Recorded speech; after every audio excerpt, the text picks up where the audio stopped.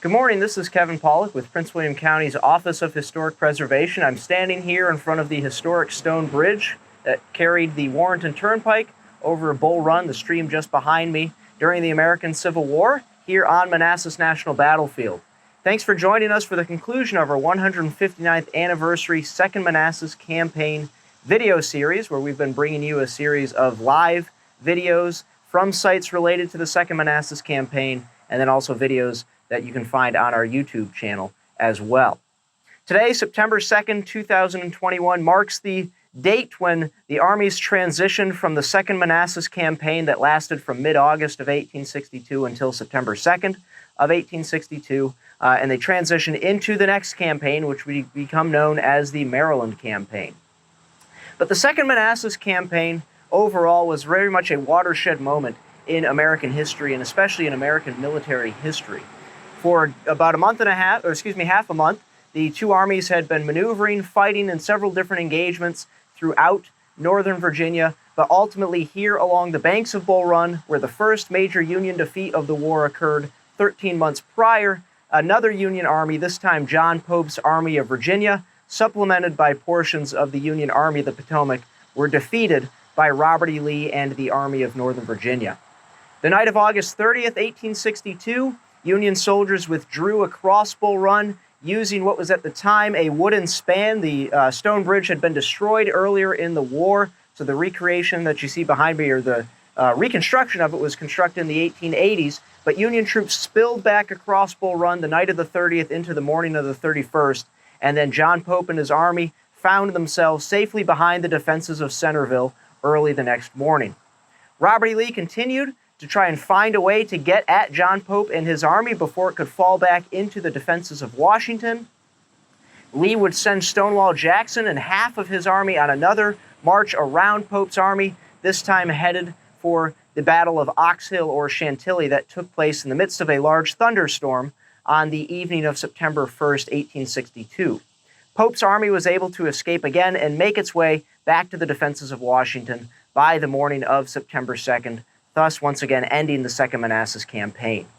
This was one of the largest and bloodiest battles in American history up to that time.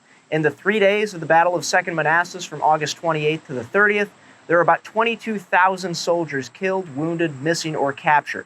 About 8,000 of those were Confederate soldiers, about 14,000 of those were Union soldiers ultimately.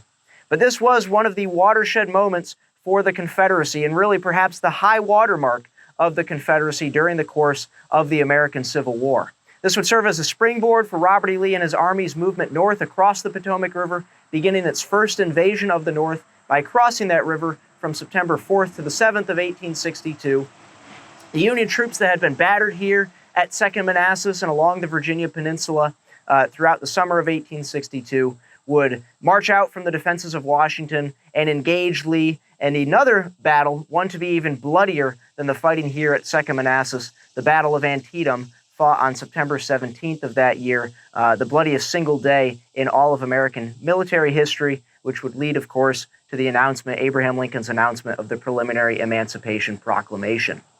So the Second Manassas Campaign, as I mentioned, really marked the absolute ascent of the Confederate States of America, and perhaps one of the low points for Union morale during the course of the American Civil War. It, of course, really showed the change that had taken place throughout both the United States of America and the Confederate States of America in 1862. Earlier that year, Union forces had begun the year with great successes, both out in the Western Theater and then with the Union Army approaching within 6 or 7 miles of the Confederate capital at Richmond. But now, following this battle in a span of just about 90 days, the Confederate Army now found itself within a day's march of the Union capital at Washington, D.C., all because of the events that transpired throughout Fauquier and Prince William County during late August of 1862. We encourage you to come out and visit some of these sites in person that we visited here virtually, including Manassas National Battlefield, Bristow Station Battlefield Heritage Park, Mayfield Fort, and countless other sites related to the Second Manassas Campaign that you can still visit today. You can still walk in the same places that these soldiers and civilians experienced this campaign 159 years ago. If you've missed any portions of our series so far, please join us on our YouTube channel where you can find many of the recorded portions, and on our Facebook page as well. And then stay tuned to our website at pwcva.gov/history for more information and more programming information about how you can learn more about the wonderful history here in Prince William County.